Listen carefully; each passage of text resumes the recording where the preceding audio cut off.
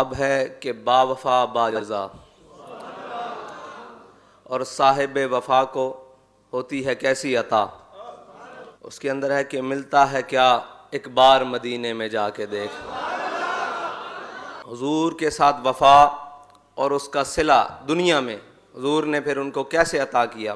غزوہ بدر کے موقع پر جب میرے آقا و مولا صلی اللہ علیہ وسلم نے پوچھا صحابہ سے کہ میرے صحابہ بدر جانا چاہیے کہ نہیں، جانا چاہیے کہ نہیں، تو پھر حضرت سعد بن معاذ کھڑے ہوئے، فرمایا سل حبال من شئتا وقتا حبال من شئتا سالم من شئتا عاد من شئتا خذ من اموالنا ما شئتا وعدنا ما شئتا۔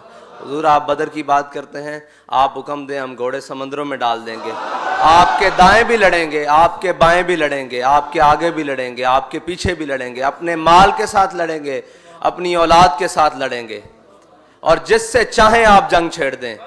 حضور بدر تو یہ کھڑا ہے، آپ حکم دیں ہم کیسر و کسرا سے جنگ چھیڑ دیں گے۔ حضور خوشی سے مسکرا اٹھے، اور یہ مسکرانا آپ نے یاد رکھنا ہے کہ یہ موقع کون سا ہے؟ غزوہ بدر کی طرف جاتے ہوئے۔ اب یہ ہے وفا، اور حضرت سعد بن معاذ ہیں صاحب وفا، اور ادھر میرے آقا و مولا کل کائنات کی جزا۔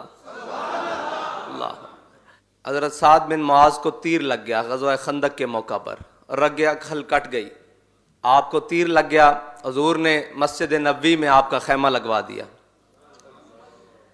اور مسجد نبوی میں خیمہ لگوانے کے بعد حضور ہر نماز کے بعد سعد سے آ کے پوچھ رہے ہیں سعد کیا حال ہے، سعد کیا حال ہے؟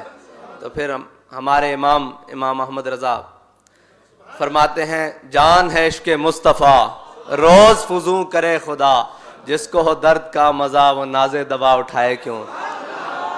یہ تو وہ موقع تھا کہ حضور کبھی کبھار پوچھتے تھے سعد کیا حال ہے، اب ہر نماز کے بعد پوچھ رہے ہیں سعد کیا حال ہے، تو جس کو ہو درد کا مزہ وہ ناز دوا اٹھائے کیوں۔ اب تو حضرت سعد کی یہی تمنا تھی کہ یہ ایسے ہی زخم تر و تازہ رہے اور حضور بار بار پوچھتے رہیں تو سعد کا بھلا ہو جائے۔ پھر دوبارہ رگ کھل پھٹ گئی، کیونکہ حضرت سعد نے دعا فرمائی تھی کہ یا اللہ جب تک میں ان یہودیوں کا انجام نہ دیکھ لوں مجھے موت نہ دینا۔ وہ سارا لمبا واقعہ جب حضور نے فرمایا سعد کو لے کر آؤ، پھر حضرت سعد بن معاذ کو گھوڑے پر سوار کر کے لایا گیا، جب آپ آئے تو قوموا الی سیدکم، حضور نے فرمایا تمہارا سردار آیا اس کے لیے کھڑے ہو جاؤ۔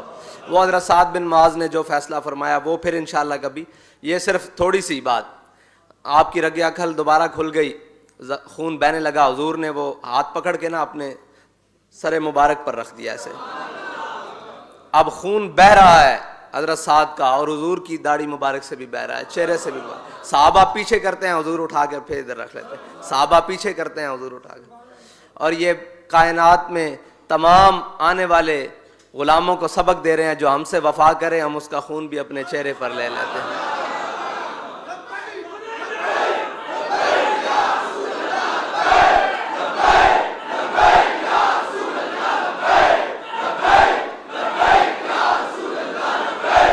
ایک وہ مقام ہے کہ حجامے کا خون پیا جا رہا ہے، صحابہ خون پی رہے ہیں، ایک وہ مقام ہے کہ حضور اپنے غلام کا خون اپنے جسم مبارک پہ اوپر لے رہے ہیں، سر مبارک کے اوپر لے رہے ہیں، یہ وفا کی جزا ہے۔ حضرت سعد بن ربیع غزوہ احد سے پہلے حضور سید عالم صلی اللہ علیہ وسلم آپ کے گھر تشریف لائے، آپ سے کچھ راز و نیاز کی باتیں کی۔ جب حضور سید عالم صلی اللہ علیہ وسلم آپ کے گھر سے تشریف لے گئے تو آپ کی بیوی سامنے آئیں، انہوں نے کہا سعد حضور نے آپ سے کیا باتیں کی؟ انہوں نے کہا ثقلت قوموں کا، تیری ماں تجھے روئے، تجھے اس سے کیا غرض؟ کیونکہ حضور نے فرمایا تھا یہ راز کی باتیں ہیں۔ انہوں نے کہا جو آپ نے باتیں کی ہیں وہ تو میں نے سن لی ہیں، ہمارے قائد وہ انداز وہ بیان کوئی کر نہیں سکتا، فرماتے ہیں کہ یہ دل میں خیال ازرا کہ قیامت تک کوئی بات چلے گی تو حضور فرمائیں گے سعد تو نے میرا راز بھی نہیں رکھا۔ اسی وقت اپنی بیوی کو پکڑا اور اس کے بالوں کو ایسے ہاتھ میں لیتے ہوئے دھکے دیتے حضور کی بارگاہ میں، جب حضور نے دیکھا فرمایا سعد چھوڑ دو چھوڑ دو چھوڑ دو، میں یا رسول اللہ اس نے باتیں سننی ہیں، یہ اگر کہیں کر دے تو یہ سعد آپ کی بات کہیں نہیں کر سکتا۔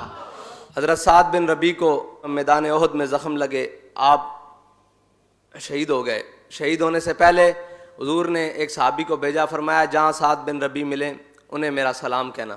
صحابی ڈھونڈتے ڈھونڈتے حضرت سعد بن ربیع تک پہنچ گئے، تو وہ مقام ہمارے قائد شعر پڑھتے تھے کہ منم وہمی تمنا کہ بوقت جا سپردم. وہی وقت آ چکا تھا. حضرت سعد بن ربیع وہ بھٹی جیسے شعلے چھوڑتی ایسے سانس لے رہے تھے, آخری وقت تھا. تو حضرت سعد بن ربیع کو حضور کا سلام پیش کیا.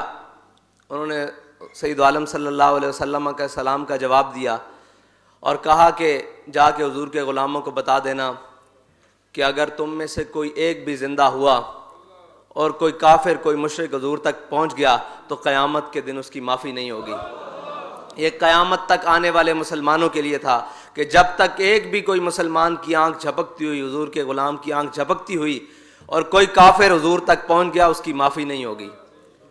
اور پھر جزا کیا ہے؟ حضرت صدیق اکبر کے سینے پر 2 بچیاں کھیل رہی ہیں. حضرت عمر آئے, پوچھا کہ اے صدیق یہ کون ہے؟ اب جزا ہے. افضل الخلق بعد الرسول کیا فرما رہے ہیں؟ یہ اس کی بچیاں ہیں جو تجھ سے اور مجھ سے بہتر ہے.